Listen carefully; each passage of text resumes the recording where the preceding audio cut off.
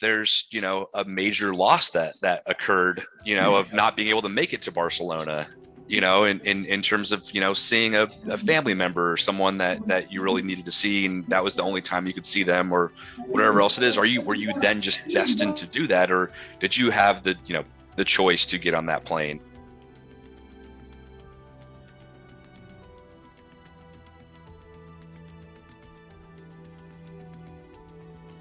What's good, y'all? Welcome back to another episode. Whether you were destined for greatness or you chose to be awesome out of your free will, we're not here to judge. But before we get into this video, let's introduce this amazing individual to the side of us. How we doing? My name is Zachary Vitale. Met Mario this last year, and we kind of hit it off talking about some deeper stuff, and yeah, really excited to be here and talk with you today. Definitely, Zach. It's always great to see you again. Mm-hmm. And speaking about deep topics, we're back at it again. So predestination and free will. What comes to mind when you hear free will, Zach? So yeah, for me, I guess free will just falls under the category of being able to have making the choice of what we're going to be doing next when it as it relates to this experience that we're calling consciousness, right? Or the here and now. What happens, am I going to raise my right arm or my left arm? Am I going to apply for that job or go for that run or do whatever it is? Does the individual make that choice, or is there something else going on beyond us, I guess? So yeah. Going beyond the sense of like that free will, we're given the opportunity to choose what we want to do. Is that correct? Right. I would, yeah, absolutely. As it stands, like, yeah, that we are, the experience of consciousness is that we are inside of this body, right? In control of where our motor functions, the choices that we make, and yeah, so that is the idea there. Yep. Definitely. You mentioned about right arms and left arms. How would you say in our environment, would you say our environment influences our free will? Yeah, I mean, from my perspective, I look at the experience that we're having as being an exact conjunction of our nature. So what we're made up of, our brain chemistry, our anatomy, in the exact side, also the nurture. So what's happening in our reality, what we can take in with our five senses, right? So whatever that is, coupled with the, I guess, machine that is experiencing that data that we call I or me or whatever else, the sense of self. The sense of self, right. And you mentioned something about machine, and for some reason my mind thought of like individuals and then machines. Obviously, we're drastically different. So when people think of that free will, they don't think of a robot, they think of a human individual, because sure, as humans, we grow up as we observe everything, and we're curious. We're naturally curious, and curiosity sparks growth. Sometimes it kills a cat, but it happens. Yeah. Going back with that, we want to learn. A lot of times we want to learn. A lot of times we want to know why certain things are the way they are. So because of the free will that we are given, we're able to explore those opportunities. Wouldn't you agree?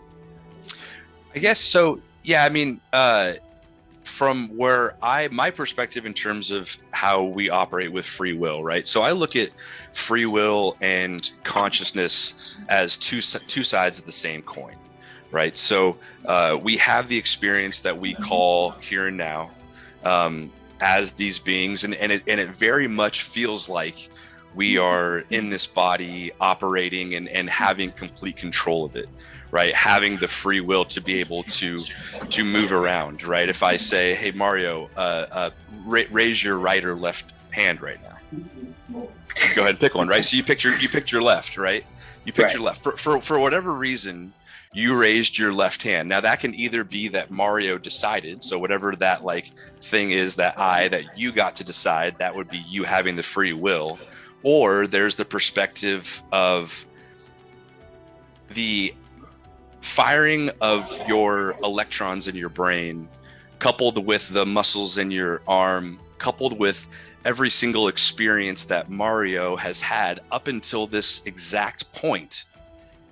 The fact that the reasoning or the explanation as to why the left hand was raised can actually be pinpointed to all of that. It all works in conjunction with itself, right?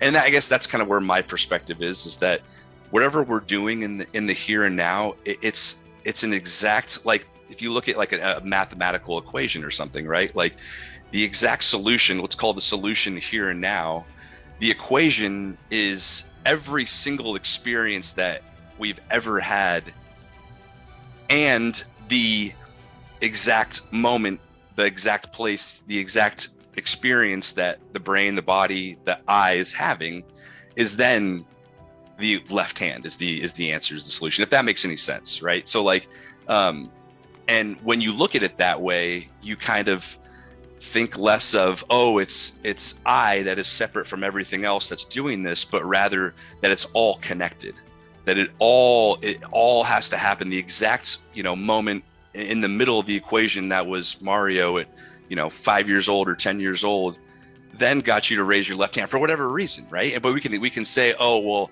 I hurt my right hand yesterday, so I then, raised my left. But then there you go, right? That's part of the equation, I guess. And there's this idea that in neuroscience that the firing of the brain, that is happening actually before you raised your left hand. So the exact neurons that fired, that caused you to then send the signal to your muscles to raise that hand, actually happened before you physically did that, before I was able to even realize that was your left hand, way before then, but even before you actually did the thing, right? So like, does free will actually exist, or is it a very, very convincing illusion that Mario got to choose? Whatever the Mario is, whoever that is, got to choose, I'm going to raise my left hand. And hopefully that makes sense. Sorry, I know I'm like kind of trying to make sense as I go, but coupling that thought experiment of just like, you making a choice to do something and then trying to explain why that choice was made, how that choice was made, all of the things that we can attach to that moment, right? Right. So. And I feel like too, like you mentioned a lot about neurobrains and the way our body functions. As a human being, it's insane getting down to how every single thing works. Like it all wraps around. Right. At the end of the day, I'm like, even when you think like, oh, this is how this is, something happens and all of a sudden we adjust. We're able to adjust we're supposed to adjust quickly, but some people take longer than others. The human body, I'll just say this real quick, the human body is absolutely just, a fascinating thing, and how it all works in conjunction. My girlfriend's in PA school right now, physician's assistant school, and she's, going through all this, learning all this, and I'll, be a fly on the wall whenever I can and kind of peek in and see what's going on. But it is fascinating, right? To like get that perspective on like, to really see how all of this works in conjunction, right? I mean, to be able to like look inside the body and ultimately what we call I, what we're the experience that we're having is, in my opinion, everything in conjunction. Yeah. So anyway, back to what you were going to say. I know you were going to ask something. It's good. Another thing too, just thinking about the brain, and it kind of made me think of the next question we'll go into. But before we go into that question, the little thought that came in my head: our brains is one of the most, next to our heart, obviously, is one of the most powerful organs, mushrooms, muscles. I forgot what the brain's classified as, but right. It's insane. If we are able to program our brain to do certain things, we have a higher chance of achieving that. The idea of what we want to do. So let's say I'm going to be able to jump from this pole to that pole. Obviously, we need a lot of practice and training. But if we have that mindset, oh, I'm not going to make it, there's a higher chance we won't make it, because we already predestined ourselves to not make that jump. Interesting. with the, go on. No, this exactly this is a great example. Exactly ties into what we're talking about, right? Because I think we can look at predestination as, because here's the thing too. We always have to look back in time to then add some sort of meaning to the thing that happened, right? Because the here and now is it's there and then it's gone, instantly, right? And we're piecing together all of these experiences that we're having right here and now into some sort of story, into something, right? So we can then look back on it and say, okay, that was then meant to happen, or I was either predetermined to happen, or however you want to. So I think when we look at predetermination or even predestination, or having destiny, right? Or that some sort of plan is already out there. We just haven't, gone through it yet. Right. I wonder, like, and I almost would want to ask you, like, do you think that having like predestination or a destiny, is, I guess, butts heads with the idea of free will? Right? Because if there is a destiny, right, if we're all destined to do something, no matter what else there is, right? If there already is a plan, do we also have free will? Is that possible for those things to exist side by side? It's a great question. So to have that predestination, to be predestined to do something, is it the same? Can that free will be the same, be with us? When you think of free will, in my opinion, when you think of free will, I would argue you have that sense of not freedom, but you have a wider variety. You have a choice. You can choose where you want to go.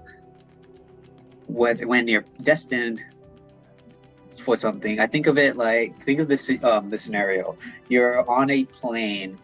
You're not on a plane yet. You book a ticket to a location. One of my friends said Barcelona, so we use Barcelona. Sure. So you book a trip to Barcelona. That's your destination. From here on out, you have the free will to choose what you want to do until you get to Barcelona. Right.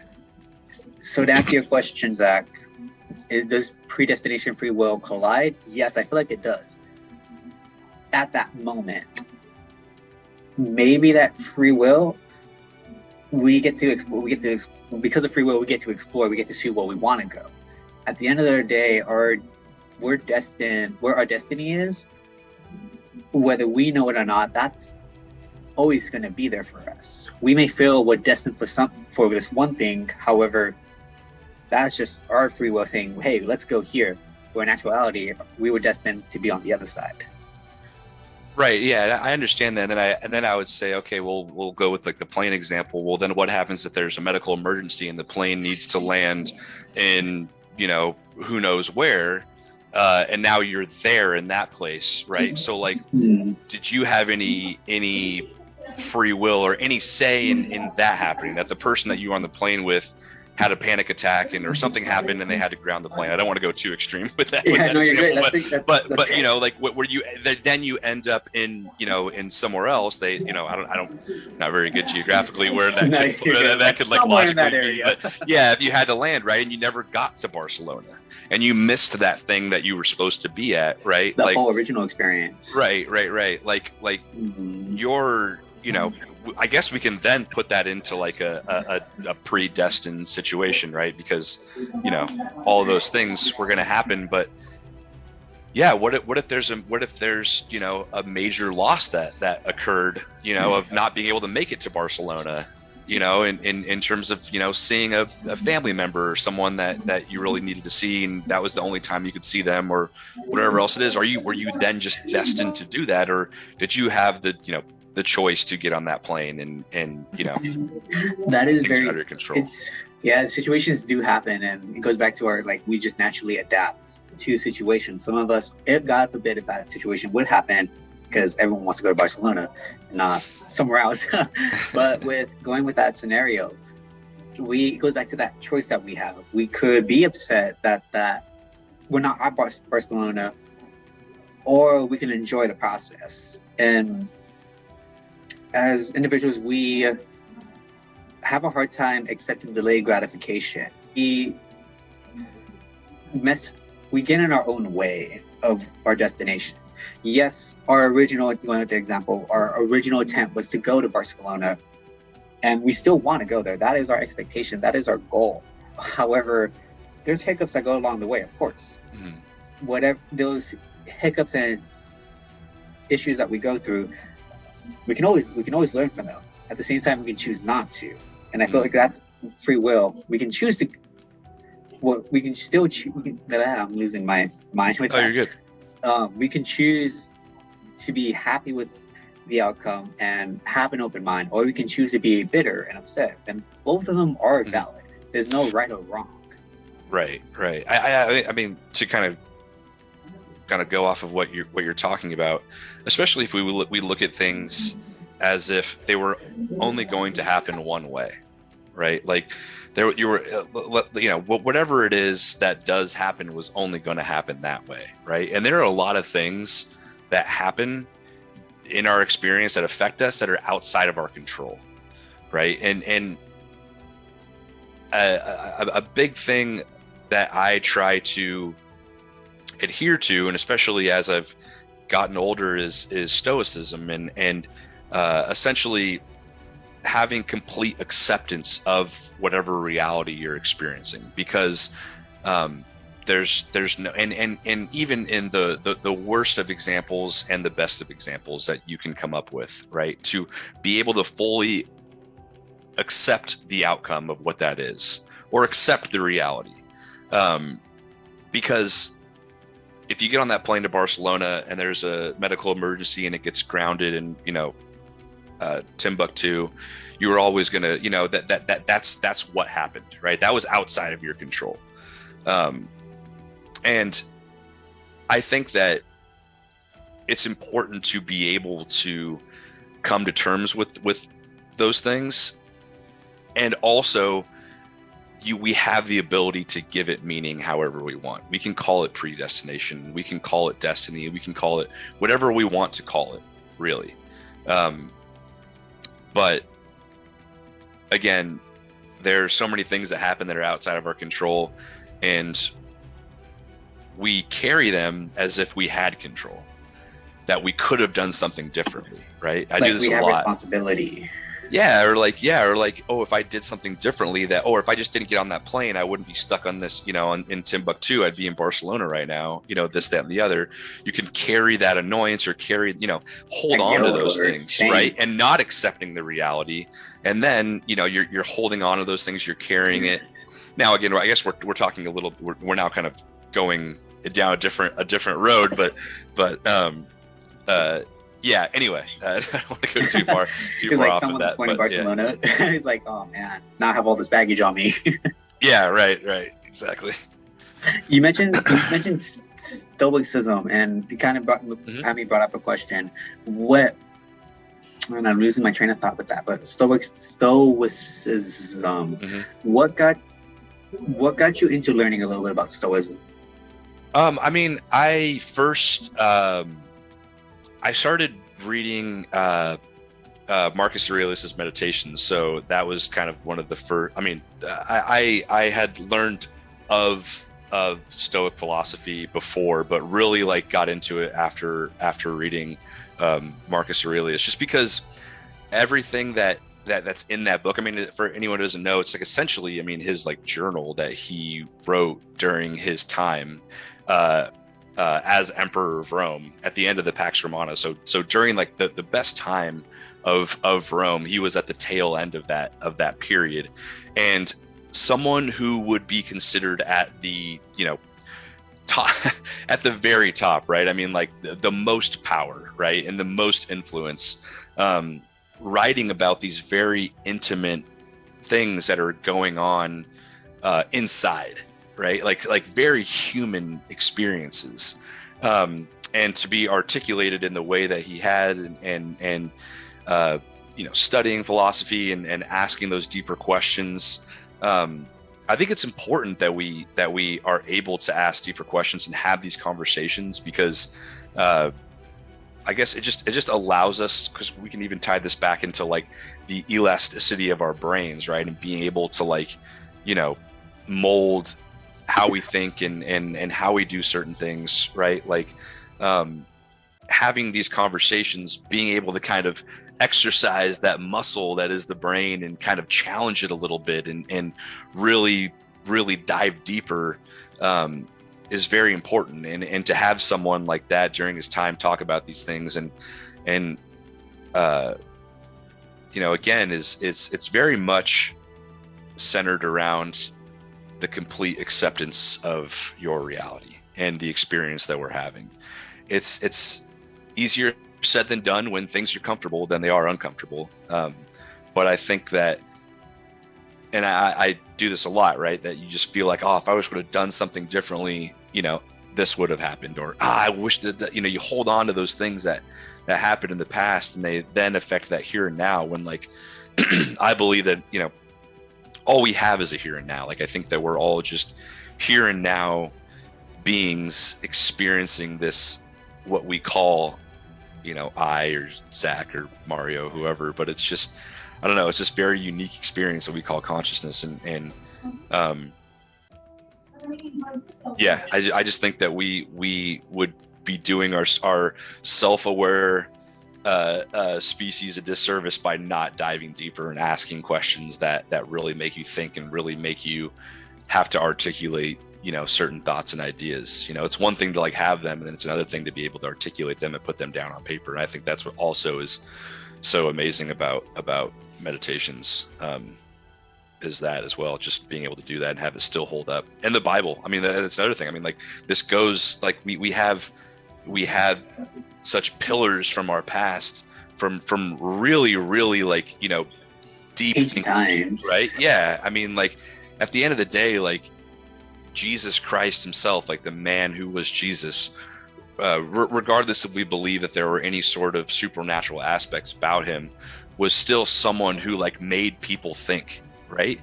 And that's ultimately what philosophers were doing, were thinking. And I think that if we're able to just like continue to dig deep and continue to have these conversations, then we like really grow a lot as a species, so anyway. Again, Mario, man, I feel like I'm jumping way off the deep end, baby. We're just gonna. You're good, but speaking about information, it's coming from a nerd that loves learning new things. Mm-hmm. Wouldn't it become dangerous though? I feel like we will eventually get into that rabbit hole to question that, like, who am I? Why do I do the things I do? Mm-hmm. Can we find a sense of balance, or is there a certain thing as knowing too much, or is there no such thing as knowing too much? That's a great question, right? Because if we spend all day thinking about these things and going down the rabbit hole, we get lost, right? And there's this kind of adage that the more you know, the less the more you know, the more you realize the less you know. There's too much, right? And it's very easy to get into that deep end, that philosophical deep end, or whatever you want to call it, and get lost and dive too deep. There does have to be that balance, right? You do have to be able to tether yourself to something. And I do think that's why religion is very important, right? That we have been doing this for so long, been tethering ourselves to some sort of belief system that's higher than us, right? That something that's happening that's more than just surface level, right? It's deeper than that, right? It's deeper. It's like, I mean, we're able to be self-aware. We're able to even ask these questions of like, oh, I even have the experience of I, or, whatever else. So yeah, I do think, just to kind of go back to what you were asking, I do think and that's a great question and a great point, is that there does have to be that balance of being able to like ask these questions and dive in, but also be able to come back and just like go laugh at a stupid movie or something, or just, have silly conversation, or whatever, or just go for a walk, and just think about nothing and just listen to the birds, or just take in your surroundings, or whatever it is, but I think that's important in a lot of aspects, is just to be able to have that balance and not go, too far one way or the other. I really try to do that, especially when like, I discuss these things. It's like, you don't want to speak too much in absolutes, because we just really don't know. And I think it's more conducive to having an open conversation if we don't speak in as much in absolutes, because it leaves things open. We're able to kind of like bounce things back and forth, I guess. And so, yeah, gotta have the balance, man. It's like thinking of all those days. I'm like, oh man. Yeah. It takes a lot out of you too. It does. Like obviously our brains function using so much energy when working on the physicalness, and then you have that psychological I'm thinking of internal. There's just so much your brain is intaking, and of course, absolutely, your brain's going to shut down once in a while because it's an overload. 100%. Yeah, 100%. Totally transitioning from brain overload. Yeah. I want to ask. You asked me about destination, and you mentioned about if we if we have emergency landing from Barcelona. Yeah, you end up somewhere. Yeah. Do you feel our destiny can change? Well, I think that we have to define destiny, right? Like to ask, like, do we think destiny can change, right? So like, well, first, what is destiny? Because if destiny is the thing that happened that was always going to happen and there was nothing, there was no other choice, then like that is your destiny, right? If the plane had to land somewhere else that wasn't Barcelona and you end up in Timbuktu, you can then say that your destiny was always to be in Timbuktu. You were never going to be anywhere else, right?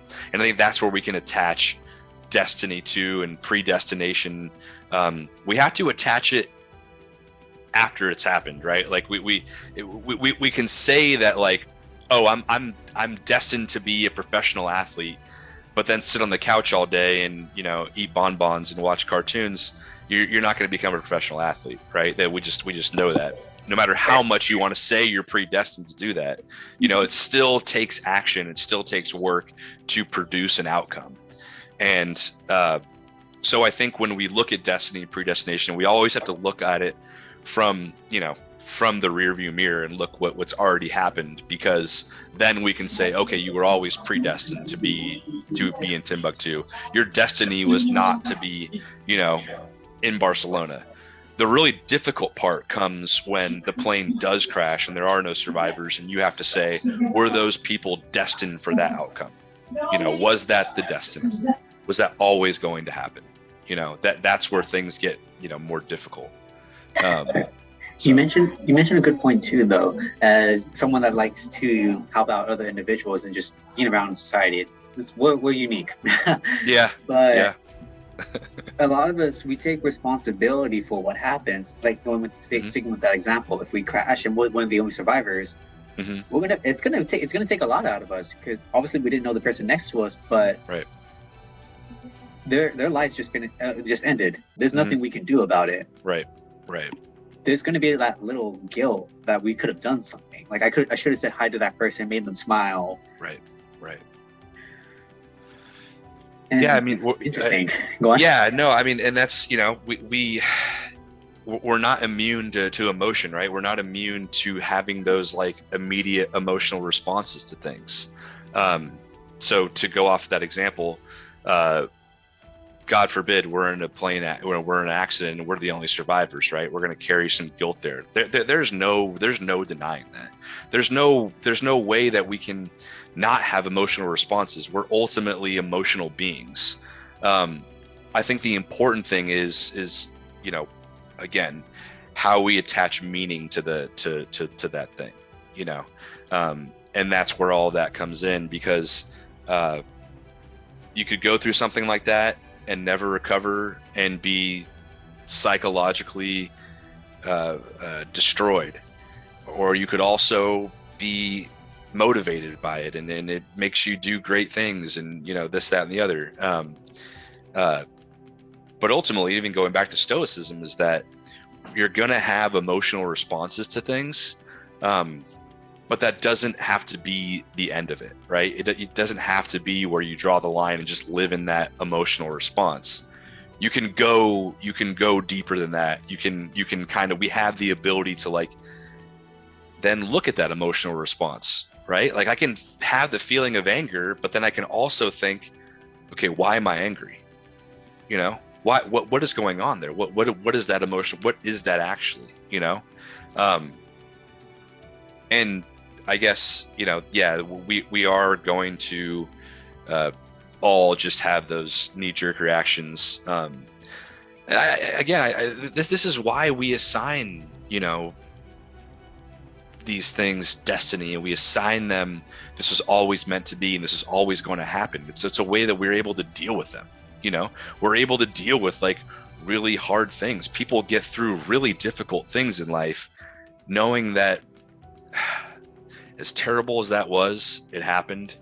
And I may not agree with this, but they may think, okay, that was supposed to happen, or whatever else, and again, life's hard enough. It's difficult, like being this, being in where we are and how we think and how we interact with each other. And again, I think that the deeper we're able to think beyond even that emotional response, the better off we'll all be, really. Agreed. Or going back to what we mentioned earlier about our brain just letting it grow, just going through that little bit of pain. Sometimes it's drastic pain. Mm-hmm. However, we're still alive. We're still, well, we may not feel like it, but we have that choice. We can either choose not to go further, or like how you mentioned, it's not over yet. So let's continue on. Let's see how much further we can stretch ourselves. Yeah. I mean, if you have the ability, right? And then this makes me think and go back to the free will topic that we were talking about, right? It's like things happen to you. We ultimately have to make decisions on how we deal with them, but what's making those decisions? Is it is it me? Is it whatever else? I don't know. I mean, it's There's an old saying. It's not an old saying, but I would always remember this one professor that would ask these specific questions, and if you did not stop and think about that question, he would continue to ask until there was that subtle pause, and you're just trying to analyze everything. Like, right, shoot, what is life? He knows how to do this every time. I invite him to an episode, and he did it twice to me. Nice. I'm like, love it. That's great. But it's just going back, finding that sense of balance, being able to ask those questions. And in society, unfortunately, how would you say it? We avoid asking those serious questions. People tell us, stop asking why, stop asking all these questions, where in reality, let us be curious, Yeah, we are kind of trained, right? That's a great point. We are kind of trained to not ask those questions or not discuss kind of deeper topics. And I think ultimately it's because none of us really know. We can't, we can say that we know for sure, but at the end of the day, we really don't. And I think when you do dive in, this is the kind of the precarious part of going into deeper, philosophical questions, is that you start to tug at the fabric of people's belief systems, people's framework of what is happening, right? Of what reality is, of what free will is, predestination, all these things that we were talking about. When we discuss them, and especially when you're discussing with someone who is maybe, has a opposing perspective, you do really start to kind of break away a little bit of that. And I think that we don't really necessarily want to do that as much because it's uncomfortable. And back to your point before of having that balance, I mean, you can't just do it all the time, right? I mean, but I think to be able to discuss certain things and do that, it also may strengthen that framework too, strengthen that fabric, as opposed to I tug at the thread a little bit and it completely unravels, versus okay, let's tug a little bit at that thread, but maybe it that bond becomes stronger, and ultimately that's kind of what I want out of everyone, is just to be able to have some sort of deeper feeling or understanding of what's going on, no matter what that is. Because like I said before, at the end of the day, we don't know. None of us really know. And we should all be open to be able to give whatever meaning to it we feel is best. That's what's ultimately important, and when it comes to religion, when it comes to philosophy or anything, because these are subjective matters, I think it's even more crucial that we, I guess, champion diversity in those places, as opposed to, oh, if you don't believe this one thing, then you're wrong, and you're, this, that, and the other. So, but that's, much easier said than done. Yeah. 24 sounds ridiculous. Years. Yeah. It still hasn't got there. I still haven't got there yet. Right. And it's true. It's okay to not know. And no, going as an old saying, that the person that knows nothing knows more than the person that knows everything. Yeah, totally. Well, there's we kind of talked about it before, where you and I did on the phone before this, but like ignorance is bliss, right? Like the less you know, the better off you are, type of thing, and there's that too, and some people, and that's okay too, right? Like some people just don't want to do that, or want to ask these questions, or want to dig deeper, and that's completely okay. That's great. That's totally great. But your mind can only hold up so much information. So. Yeah, 100%. Everyone's wired differently, and I don't know. It's like trying to figure out, why do you not want to know this information?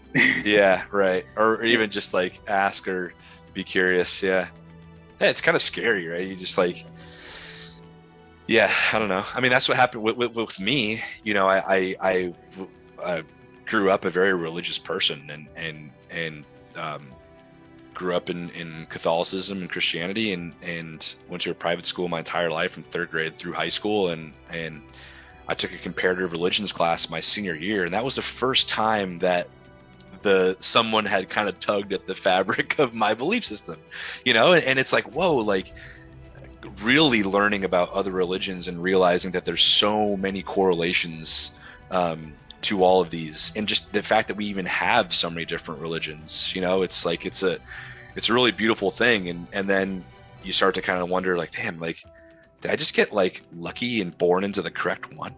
That was the first question. It was wait a minute, am I just so overly fortunate that I just happened to be born into the correct view of the world, or whatever it is? Or are there more perspectives out there? Are there other ways of thinking, or other ways of having a belief in something, that's bigger than yourself? And absolutely there are. There really is. And that's what got me into philosophy too. Yeah, traveling makes a big difference too. Unfortunately, I've never been out of the country, though. Just hearing the stories, getting to meet other individuals, it changes your whole perspective on life. That is a great point. Yeah. Excuse me. Traveling does the exact same thing, right? Being able to get out of your one perspective and into somebody else's.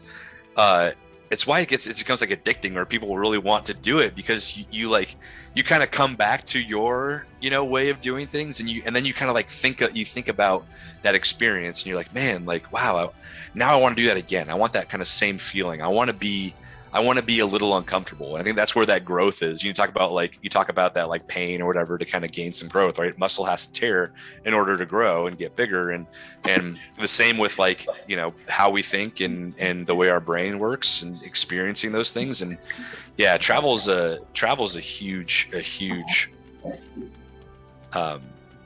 opportunity to be able to do that, relatively low stakes. I guess you're not going to completely cross borders, mess up your perspective and your reality too much by just stepping into somebody else's and kind of checking it out. And especially when they're welcoming of that, it's just talking about philosophy or deeper things, or jumping into other perspectives. If it's welcomed, it's really, really helpful and great. You learn so much, especially when you have an open mind. There's another quote I like to live by. I've never done it, but your mind is like a parachute. So if you ever skydive, it only works if it's open. So. Yep, absolutely. 100%. So that being said, we're not going to be jumping anywhere, but this is the end of our video. So all right. You guys like the video, you guys know what to do. Pass a smile, stay safe, stay amazing, be amazing, always be awesome. PSA. See you guys next time. Thanks, Mario.